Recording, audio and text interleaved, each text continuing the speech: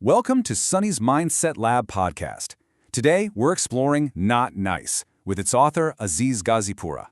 This book addresses people-pleasing, staying silent, guilt, fear of conflict, and the deeper psychological patterns that keep people from expressing themselves fully. Thank you, Sunny. Not Nice is about helping people break free from excessive niceness, build healthy assertiveness, and live with more confidence, honesty, and self-respect.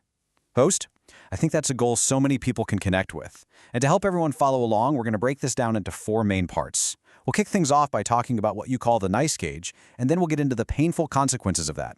After that, we'll dive into some really practical tools for being more assertive, and finally, we'll look at what it means to truly live an authentic life. All right, so let's dive right into that first section. Aziz, this is a big one because I think for most of us, hearing the word nice is, well, it's a good thing, right? It means being kind. But you're saying it can actually be this painful trap. Can you kind of unpack that for us? What do you mean when you use the word nice? Yeah, absolutely. And this distinction is so important. When I'm talking about being nice in the book, I am not talking about genuine kindness or generosity or love. Those are beautiful things.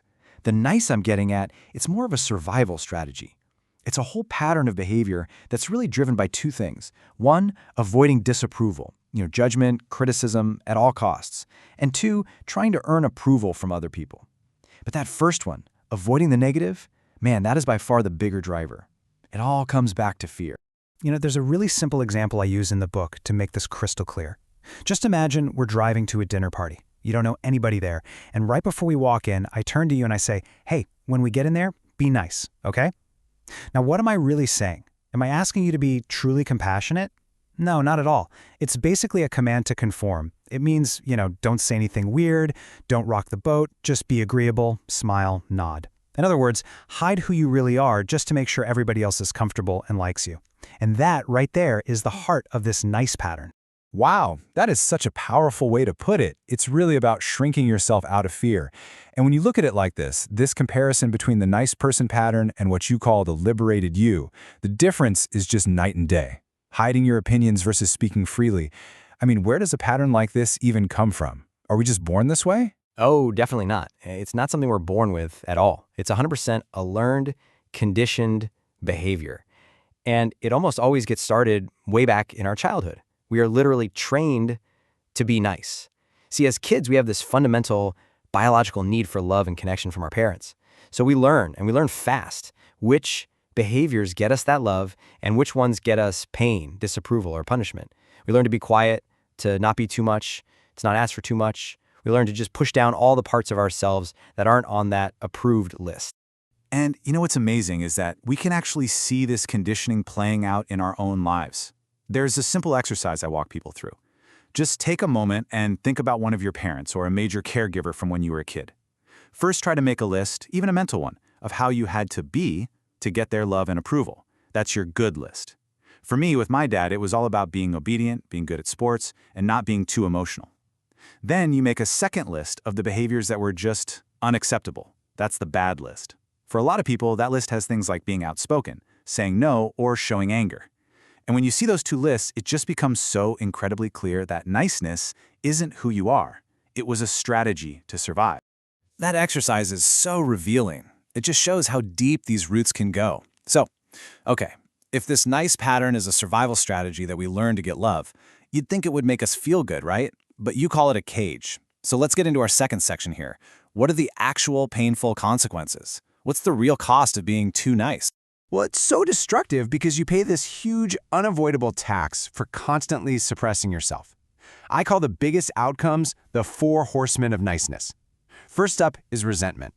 I mean, if you are always putting everyone else's needs ahead of your own, resentment is pretty much inevitable. It has to go somewhere. And second, that bottled up emotion often shows up physically. There is a pioneer in this field, Dr. John Sarno, who called this tension myositis syndrome, or TMS. Basically, suppressed emotions like anger can create very, very real physical pain, things like back pain, migraines, stomach problems. The third is this deep, sinking feeling of powerlessness. And number 4, you end up in these inauthentic relationships because nobody around you actually knows the real you. And to really get a feel for the anxiety this whole pattern creates, I use this analogy of Jim's boss. So imagine a guy named Jim, and he's got this super harsh, critical, demanding boss. Jim is always walking on eggshells, just trying not to set him off. Well, when you're stuck in this nice pattern, you basically project that harsh boss personality onto almost everyone you meet. You start to imagine that they're all incredibly judgmental and ready to reject you at any moment, and that, of course, makes you constantly anxious. And because they seem to hold so much power over your feeling of safety, you end up building this massive amount of hidden anger and resentment towards them. Wow, that is a chillingly accurate description of that internal monologue of anxiety. Okay, so we get the problem, we see the consequences. Let's shift gears and talk about the solution. Moving into section 3 here. What are the actual practical steps we can take to break free? You call this Operation Liberate, which I love. Right. So the very first step in Operation Liberate is just to get really clear on what the goal is. And the goal is assertiveness. You know, a lot of nice people have this huge fear that if they stop being so nice, they're going to become a jerk, they're going to become aggressive. But that's a totally false choice. As we can see here, there are really 3 styles. You've got the passive person, who basically believes your needs matter, but mine don't. Then there's the aggressive person, who believes my needs matter, but yours don't. But the assertive person, they operate from a place of mutual respect. They believe my needs matter, and so do yours. Assertiveness is that healthy, confident sweet spot we're really aiming for. And a huge piece of being assertive is really understanding boundaries. I find a metaphor can be super helpful here. Just imagine for a second that all your personal needs, your wants, your feelings, your limits, imagine it's all your own backyard. You've got a lawn, some flowers, maybe a fruit tree.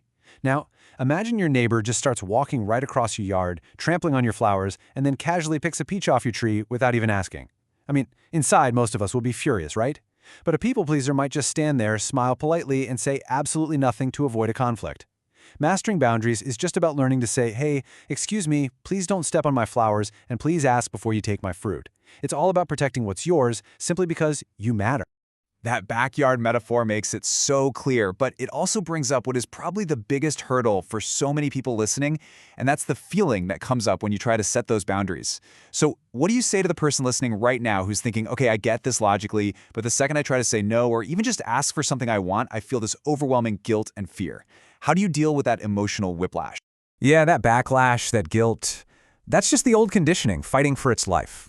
And to push back against it, we need a really practical tool.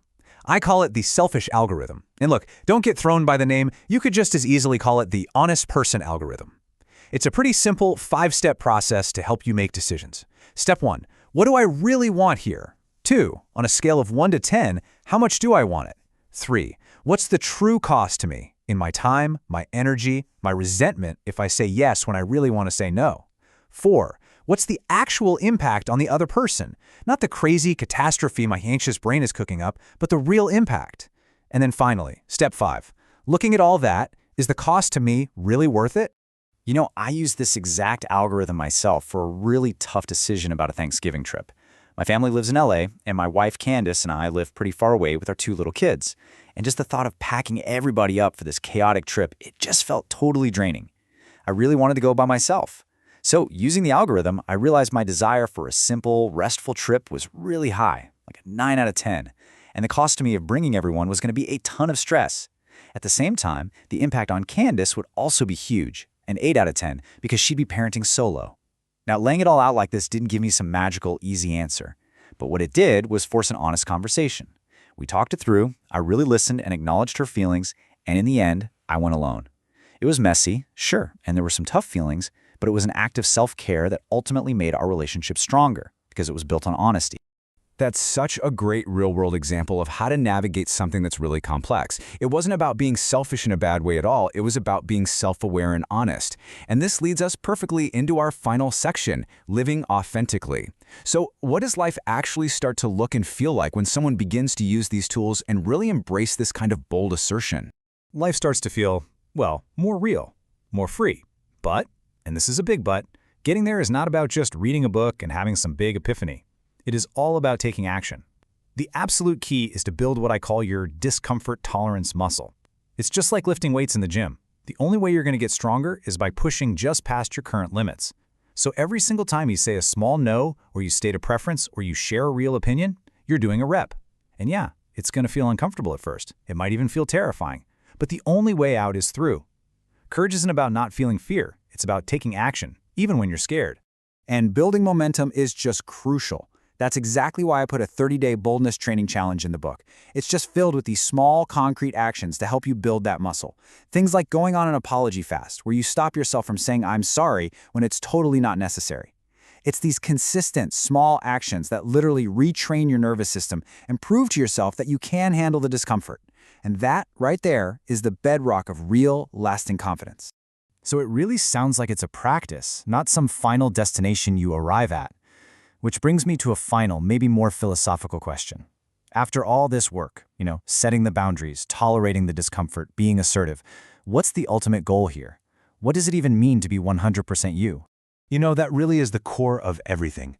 Being 100% you, it just means letting go of the performance. It means showing up with your real thoughts, your real feelings, your quirks, all of it. See, the core fear that drives the nice person is, if I show you the real me, you won't like me. You'll leave.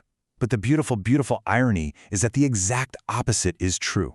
The curated, filtered, nice version of you is pleasant, sure, but it's not magnetic. It's the real you that people actually connect with. So I always leave people with this question. Is it possible, just possible, that the more you freely let yourself out, with all your real energy and passion, the more that other people will love being around you and will actually want more of you?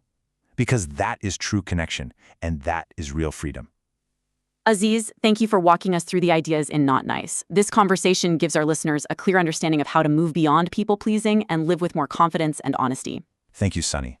I hope these ideas help your listeners express themselves more fully and build relationships rooted in respect and authenticity.